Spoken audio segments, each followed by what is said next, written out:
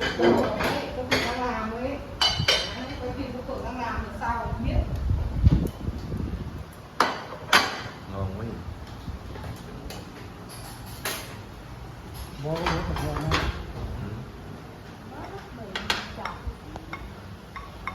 So yeah, you can probably see that was my dinner last night.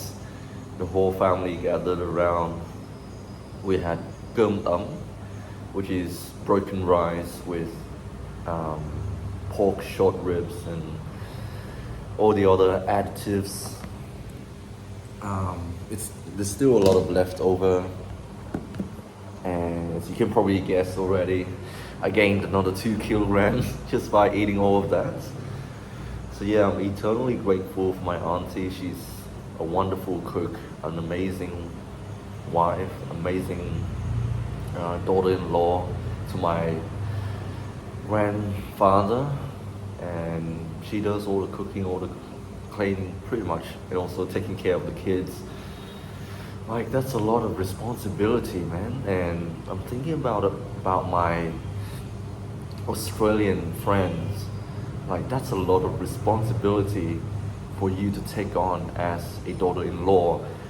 And I haven't met many Australian gals who would do such thing for the man's family, you know.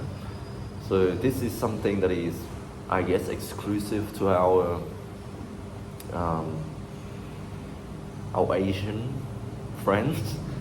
We are very hospitable, and especially when it comes to the women here, they're very hospitable if you know how to find the right woman. So yeah, someone commented on my last video asking me to make a video about reverse culture shock, and I have to say I do experience that to a certain extent. You know, like being a foreigner in a Western country for such a long time, I began to pick up like the little quirks, little nuances of being an Australian, and you can probably tell by my accent. Like, I'm a true blue Aussie bloke, but then I don't really look like one of you guys who are living out in the West, who are Australians or Americans or British. Like, I don't look like one of you guys. I'm Vietnamese. I'm a full-blown Vietnamese dude who just happens to live in Australia for a long time, and now I'm back home. I feel like I'm so, I don't know, like I'm in my elements, but I'm also not really, how do I say this, like I know that I'm Vietnamese. My parents, my family, everybody in my family, we are so Vietnamese. Like, we're so Vietnamese. We're so we're so much a part of this. My uncles, my aunties, my grandfather, he is a member of the Socialist Republic of Vietnam. He has all his medals, he has all his books. He worked for the government. My uncles, my aunties, they work for the government. Everybody, man. My mom, she's a part of this party as well. But then I'm studying abroad, I'm working abroad, I'm living abroad, and so I'm meant to feel like I'm not part of this. I'm not part of the party, you know. I don't even share the same ideologies. Like, I disagree with a lot of these things that my uncles and my aunties believe in, the values and stuff. But then I love my family. They're my family. They are my people. Yeah, it's a strange feeling. I think also another commenter left a comment saying that I'm on the path of enlightenment. My brother, I don't know. I don't know if that's correct, because there's still a lot of things I don't have an answer to. There are lots of things I'm so not clear on. I don't think I will ever be certain about everything in life. There has to be some sort of uncertainty, and that's all right. I'm happy with this journey. I'm happy just being an observer and maybe a participant sometimes, but I would never be truly certain in everything in life, and that's fine, man. I enjoy the process. It's not the destination for me. And yeah, people may say God is the answer. It's the truth, and you will need to come to know God eventually. I don't know, man. To be honest, I just want to apologize for sounding really arrogant and condescending, saying that most people in my country are so busy working, going to work, and all they do is sitting around at the office.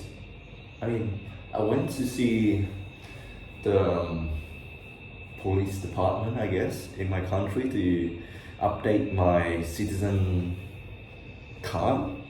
I don't know what's the correct English term for it, but it's a card. It's like your driver license in which you have your face on it and all your details, just to tell people in your country who you are and that you are a legit person, you're a citizen.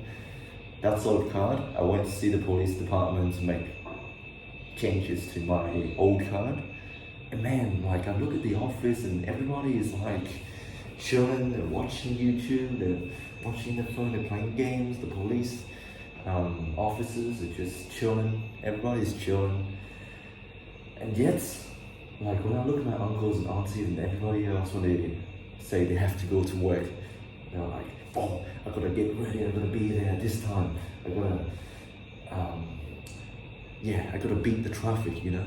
All of that rushing, all of that mad mucking around just to go to the office and chill out at the office. You call that work? Sorry for sounding really condescending. I want to take back what I said. I'm sorry. Because who am I to judge these people? I haven't lived their life. Maybe in the West, we think it is inefficient to be, you know, like it's not working unless you're doing something, unless you're being productive. Maybe I'm having the wrong mindset about it. Maybe this is the way of the East, where you just chill out, you're just playing your phone, and when there's a job, then you do it. You get it out of the way, and then you chill. Maybe that's working according to these people. And same with the taxi drivers and the motorcyclists that drive people around and take people to places. Like most of the time I see them, they're just sleeping on their motorcycles, just chilling. And I think to myself, like, if I slack off at work when I'm in the West, I'll be like, people, my boss, my managers would be like, everybody would be like, hey Bob, can you help me with this? Can you help put this patient to bed? Can you take this patient out to X-ray for me? Like, you're the throat, you're meant to do this, do that, you know?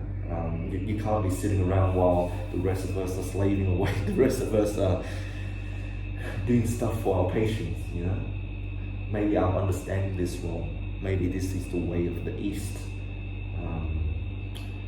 And maybe I'm understanding the whole point of work wrong and the whole point of living wrong, because I've been so stuck in my Western paradigm that all you gotta do to be a productive member of society is you go to work, you work flat out, you put in the overtime, you get paid for all of this, and then you go home. And that's the distinction between work and home. But this sort of thinking is probably not the correct way to think about it here in Vietnam, where work is your life, and people find meaning in being a part of the system, you know? Like my uncles, my aunties, their whole livelihood depends on being a loyal member of the party.